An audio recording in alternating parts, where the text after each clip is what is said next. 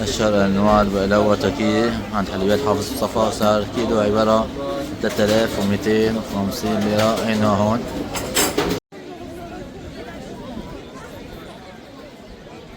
سعر سندويش السمك في مطاعم اسطنبول عبارة عن 270 ليرة تركية.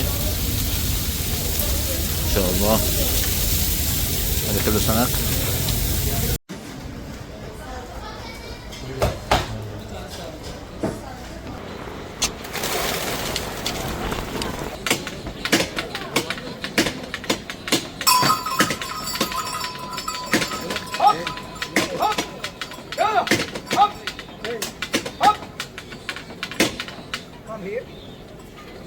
Aman da yükseğe bakmışlar.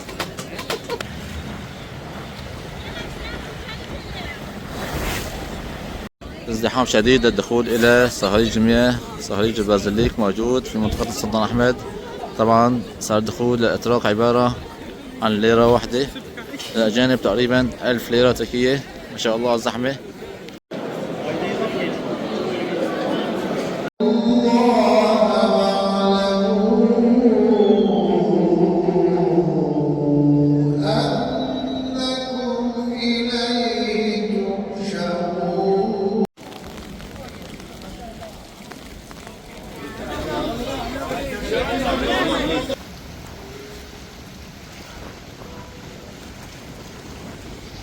أشهر مطاعم سندويش شاورما اللحم في اسطنبول. ما شاء الله. Yaprak geçmeden abicim, yaprak.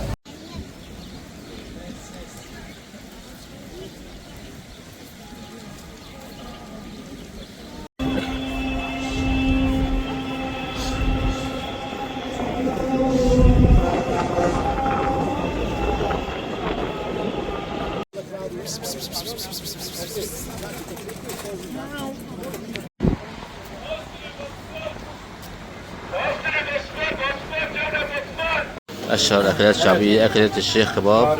Tarihi Şan Kebap'a hoş geldiniz. Şöyle tabağımız 2 şiş 500 lira. سعر هذا الطبق Pilav عبارة var, salata var, عن lavaşı 500 var, ليرة biberi تركية. var. بيجي عبارة عن سيخين ورز 800-500 وسلطة. lira müşterilere. 500 ليرة تركية. اي والله. سعر قطعة القطايف عبارة عن 100 ليرة في أسواق المنونو. هاي القطعة الثانية بسعر 150 ليرة. سعر قطعة الهمبرجر الحلو 100 ليرة كمان. سعر قطعة الشعبيات 150 ليرة. شعبيات والبقلاوة 115 ليرة. في هذا المكان موجود ضريح السلطان أحمد وأحفاده رحمة الله عليهم. سعر قطعة جاتو عند حلويات حافظ مصطفى 460 ليرة تركية. طبعا أصدقائي بالنسبة لأسعار صرف الدولار، كل 100 دولار تساوي 4480 ليرة. ارتفاع جديد عم تشهده تركيا في أسعار صرف الدولار. صار سندويش شاورما في مطاعم اسطنبول سرقجي 200 ليرة تركية. محل أشهر بائع كفتة في اسطنبول علي قصة. طبعا سعر سندويش عبارة عن 100 ليرة تركية. والله أصدقائي خلينا نتعرف على أسعار الأكل في مطاعم اسطنبول. سعر فروجة مشوية في أسواق المنونو 450 ليرة تركية. سعر قرص الخبز عبارة عن 60 ليرة تركية، قرص تركي طبعا. أجمل خط ترامفاي موجود في اسطنبول اللي بروح على أجمل وأهم أماكن سياحية. طبعا سعر ركوب في الترامفاي هو عبارة عن 42 ليرة تركية.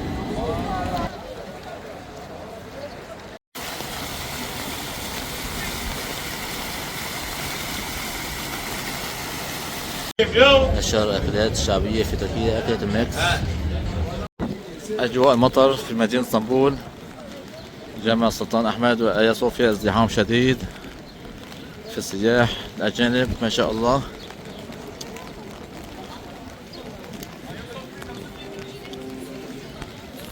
طبعا هاي المنطقة منطقة السلطان أحمد تعتبر من أجمل أماكن سياحية اللي بزورها عدد كبير من السياح الأجانب في مدينة اسطنبول. أمطار غزيرة عم تشهد مدينة اسطنبول بهالفترة. طبعا الأجواء متقلبة في مدينة اسطنبول بهالفترة، يوم عم بكون مشمس ويوم أمطار، فسبحان الله هيك الأجواء. شوفوا لي هالمناظر الحلوة ما شاء الله أمام جامع السلطان أحمد التاريخي اللي يعتبر من أهم وأجمل المساجد التاريخية في مدينة اسطنبول. طبعا الجلسات كتير حلوة، أغلبية العالم جاي لحتى تتصور أمام هذا الجامع التاريخي. مثل ما كنتم شايفين وفود كبيرة من السياح الأجانب في مدينة اسطنبول ما شاء الله. ما شاء الله المنظر.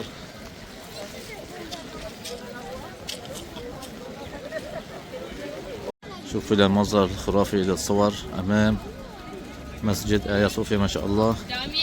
أغلبية العالم تجي حتى تصور أمام هاي القبة أو هذا المسجد التاريخي. هاي باقي هيك السنة كمان.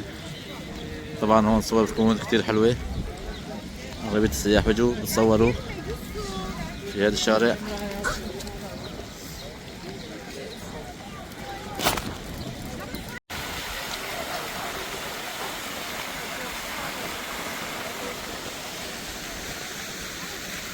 خلينا نكمل جولتنا في منطقة السلطان أحمد حتى نتعرف على الأجواء، خاصة أجواء المطر في هاي الشوارع الجميلة ما شاء الله.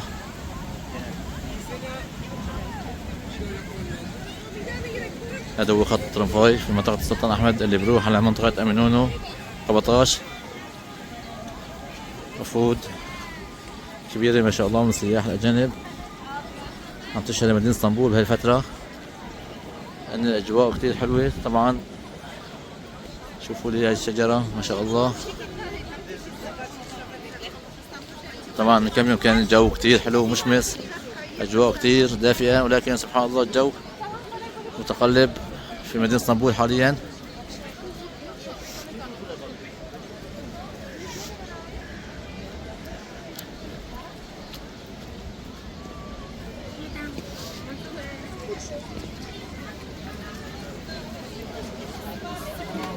طبعا في كتير من العالم بتحب أجواء المطر والمشي في شوارع اسطنبول تحت مطر، لأن الشوارع كتير حلوة نظيفة. طبعا هذا هو مدخل جامع آيا صوفيا التاريخي ما شاء الله. طبعا عم يتم ترميمه، في بعض الترميمات كمان من الداخل.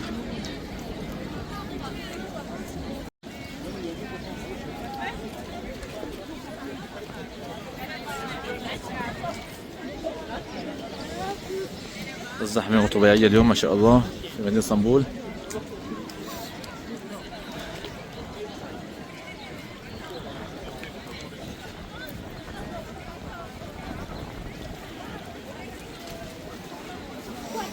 طبعا هذا الشارع بودينا على المطاعم الموجودة في منطقة السلطان أحمد والفنادق. أتراوح أسعار الفنادق في منطقة السلطان أحمد ما بين $80 إلى $150 و$200 حسب الفندق وحسب موقعه. طبعا في بعض الكافيهات موجودة هون ما شاء الله الزحمة. والله أصدقائي مكملين جولتنا لحتى نتعرف على أجواء داخل حديقة جولهاني. طبعا حديقة جولهاني قريبة كتير من السلطان أحمد.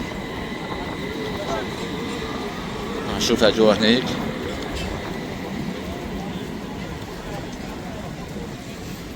رغم الأمطار اللي لأن في كتير من السياح الأجانب ما شاء الله في مدينة اسطنبول. طبعا في كتير من الأخوة العرب اللي عم بيسألوا عن أسعار الفنادق وهل تنخفض في الشهر الثامن. طبعا أصدقائي بالنسبة لأسعار الفنادق بالشهر الثامن ترتفع شوي، لأني ببلش موسم سياحة صيفية، فلهيك الأسعار ترتفع.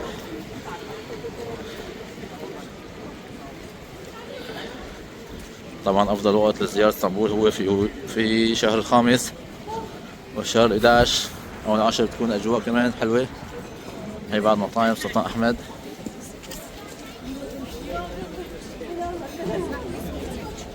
تحضير بيتزا تركية، أجواء كتير حلوة داخل هي المطاعم ما شاء الله. هيك شايفين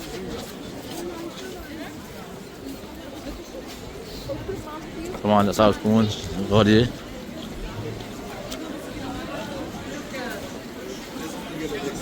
في بعض الكافيهات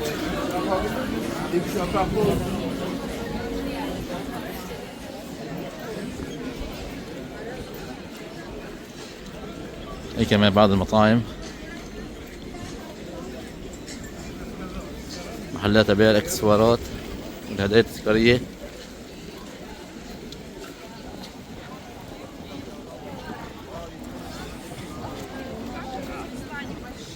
طبعا في كتير من الأخوة اللي طلبت مني إنه أصور في شوارع اسطنبول خاصة تحت المطر، فلهيك اليوم جولة في شوارع اسطنبول راح نتعرف من خلالها على أفضل وأجمل الأماكن السياحية. راح نتعرف كمان على أسعار المطاعم بعد شوي.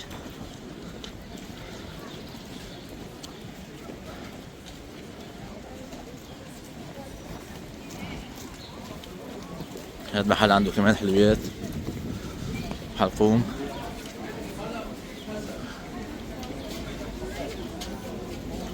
طبعا هون الأسعار بتكون غالية شوي. إذا بدكم حلقوم روحوا على منطقة أمنونو. حتى السوق المصري بتكون أسعاره كمان غالية. الهدايا التذكارية كمان هون بتكون أسعار غالية ما شاء الله. وهلا أصدقائي راح ندخل إلى حديقة جولهاني حتى نتعرف على الأجواء الحالية. شوف في داخل الحديقة، نشوف موسم التوليب، هل انتهى موسم التوليب ولا لسه؟ طبعا مع بداية موسم التوليب أغلبية السياح أو المقيمين بيجوا لهي الحديقة لأن فيها كتير زهور التوليب وكتير قريبة على الأماكن السياحية. طبعا موجود كمان حديقة عمرجان كمان فيه توليب، ولكن حديقة كتير بعيدة ممكن تصلوا لها الباخرة. ما شاء الله مناظر خيالية موجودة في حديقة جولهاني ما شاء الله. هاي بعض الورود، طبعا ورود استبلت لأن صار لها أكثر من شهر موجودة. فحاليا كم يوم بينتهي موسم التوليب في مدينة اسطنبول. شوفوا الزحمة في الحديقة ما شاء الله، مناظر حلوة.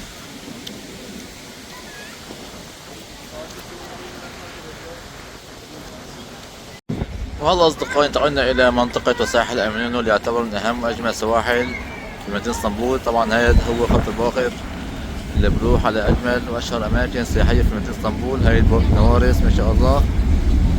طبعا بإمكانكم من هون تروحوا على منطقة كاديكوي وأورتاكوي وأسكودار بتكلفة 57 ليرة تركية. طبعا لهذا الاتجاه تروحوا على كاديكوي صار 57 ليرة تركية. طرف تاني كمان بإمكانكم تروحوا على أورتاكوي، قبطاش وغيره من الأماكن السياحية كمان بتكلفة 57 ليرة تركية. من أجمل الجلسات موجودة في أمينونو ما شاء الله مثل ما انتم شايفين. شوفوا النوارس على الأجواء الحلوة ما شاء الله. ساحل أمينونو من أجمل سواحل اسطنبول تركيا، شوارع كتير حلوة هون.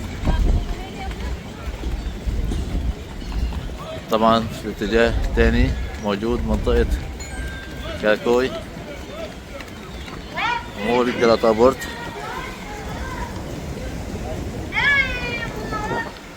طبعا موجود كمان بعض الرحلات في منطقة الأسفور تكلفة 250 ليرة تركية. هي بعض البواخر موجودة أمامنا تقريبا من ساعة لساعة ونص.